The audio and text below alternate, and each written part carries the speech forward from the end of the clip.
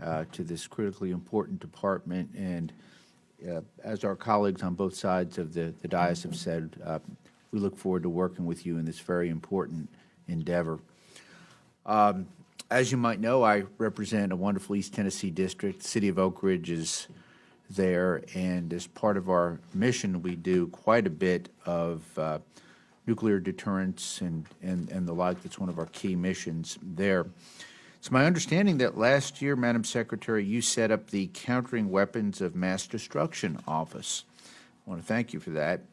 I'm wondering if you could kindly walk us through where the office currently stands, what major gaps and resources there might be, and what our greatest challenges are, please.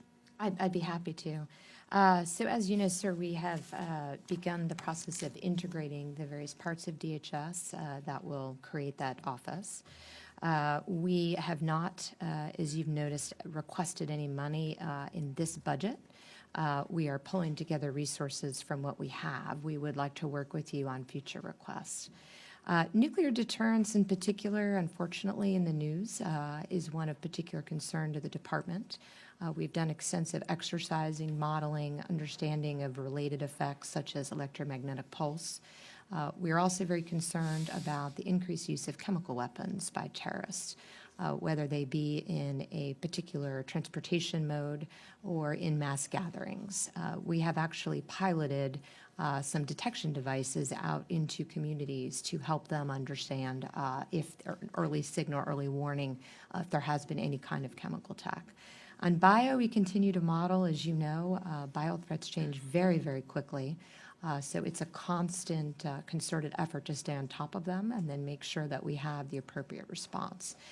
We have taken great lengths to update all of the protective action guides for first responders to make sure that state and locals are trained, that they have what they need to not only understand the threat, but to have the equipment and to counter. My hope is by creating this office, we can bring all of this expertise to bear in a way that's much more efficient. Thank you. Madam Secretary, we've seen a disturbing growth in opioid-related deaths. Of particular concern is fatal overdoses involving synthetic opioids such as fentanyl, which have grown over 84% every year between 2013 and 2016. DHS agencies are the front line of the battle to stem the tide of these deadly substances. I understand there are some major challenges that will require new tools and sizable investments. Can you explain those challenges and your long-term strategy for confronting this threat? Could you also go into some detail on how you plan to utilize the $224 million included in fiscal 18 for the opioid detection and non-intrusive inspection equipment? Thank you. Yes.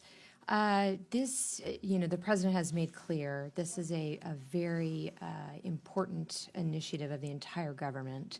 I'm happy to say that we work very closely with my cabinet colleagues. We all bring something to bear.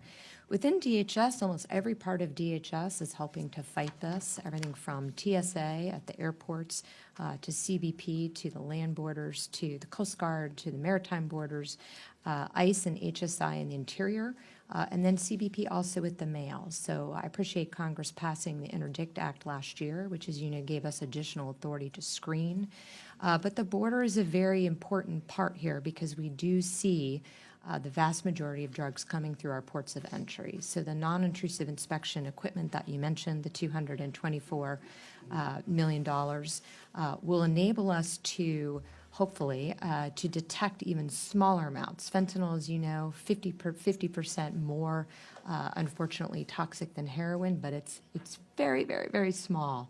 So the technology needs to be adjusted. The algorithms need to be adjusted to ensure that we can detect. We're working with the international mail shippers, making sure that we can collect data. We're using targeting, starting all the way, whether it be in Mexico or China, to track packages and ensure that we can bring those to justice in conjunction with the Department of Justice. This will be a continued effort, so I look forward to working with you as we recognize any additional gaps that we might have in capabilities. Thank you, Madam Secretary. I appreciate your responses. Mr. Chairman, I yield back.